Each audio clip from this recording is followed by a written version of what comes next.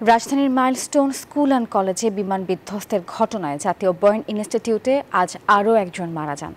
এ নিয়ে এখনও পর্যন্ত প্রাণ হারান ৩৫ জন। এই ঘটনায় আইসিইউতে ভর্তি রয়েছেন ৪২ জন, আর তাদের মধ্যে ৬ জনের অবস্থাই আশঙ্কাজনক।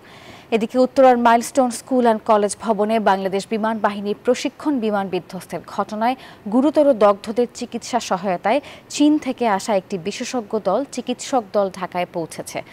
৫ সদস্যের চিকিৎসক এই দলটি রাজধানীর জাতীয় বার্ন অ্যান্ড প্লাস্টিক সার্জারি ইনস্টিটিউটে স্থানীয় বিশেষজ্ঞদের সঙ্গে যৌথভাবে চিকিৎসা কার্যক্রমে অংশ নেবেন এবং প্রয়োজনীয় পেশাগত সহায়তা প্রদান করবেন।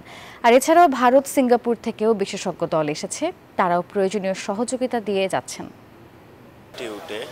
কিছুক্ষণ আগে কিন্তু চীনা প্রতিনিধি দল অর্থাৎ চীন থেকে আসা যে ডাক্তারদের প্রতিনিধি দল তারা প্রবেশ করেছেন জাতীয় বার্ন ইনস্টিটিউটে এবং তারা এখন এখানকার বোর্ড মিটিং অর্থাৎ ডাক্তারদের যে বোর্ড আছে সেখানে তারা আলোচনা এবং মিটিং করছেন। আরেকটি বিষয় জানিয়ে রাখতে চাই, সেটা হচ্ছে সিঙ্গাপুর পরে আসলে ভারত প্রতিনিধি দল এসেছে, তবে এখন বর্তমানে সিঙ্গাপুরের যে ডাক্তারদের প্রতিনিধি দল তারা এখন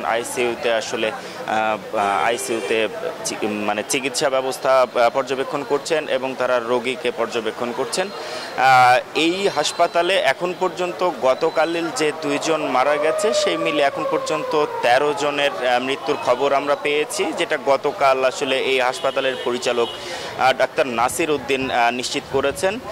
এখানে ক্রিটিক্যাল সিচুয়েশনে আছেন বর্তমানে ৬ জন এবং আইসিইউতে আছেন ৮ জন এবং বর্তমানে এইখানে কোনো ব্লাডের প্রয়োজন নেই এমনটা জানিয়েছেন এখানকার পরিচালক গতকালই, এবং বিভিন্ন জন আসলে যে স্কিন ডোনেশন করতে চেয়েছেন, আগ্রহ প্রকাশ করেছেন, সে বিষয়েও কিন্তু এখানকার পরিচালক যিনি আছেন তিনি বলেছেন যে এখন পর্যাপ্ত পরিমাণে স্কিন আছে তাদের সংরক্ষণে, তো স্কিন ডোনেশনের আপাতত কোনো প্রয়োজন নেই এবং বিকাশ নগদে আসলে যে সহায়তার কথা বলা হচ্ছিল বারবার, সেই ধরনের সহায়তারও প্রয়োজন নেই বলে জানিয়েছেন কিন্তু এখানকার পরিচালক অধ্যাপক ডক্টর নাসির উদ্দিন।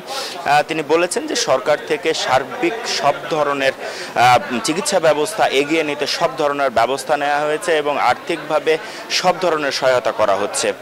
একই সাথে এখানে যারা চিকিৎসা নিচ্ছেন তাদেরকে বিভিন্ন ক্যাটাগরিতে ভাগ করেছেন হাসপাতাল কর্তৃপক্ষ, যেন তাদের উন্নত চিকিৎসা আসলে পর্যায়ক্রমে দেওয়া যায়।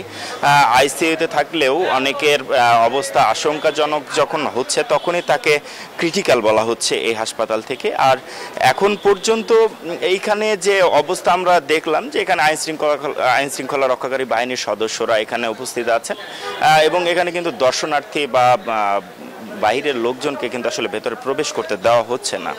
তো এই ছিল জাতীয় বার্ন ইনস্টিটিউট থেকে আমার কাছে সর্বশেষ তথ্য। বান্ডেল থাকলে প্রতি সেনমানিতে টাকা বাঁচবে। বিকাশ সেনমানি বান্ডেল কিনে জিতুন প্রতি লেনদেনে।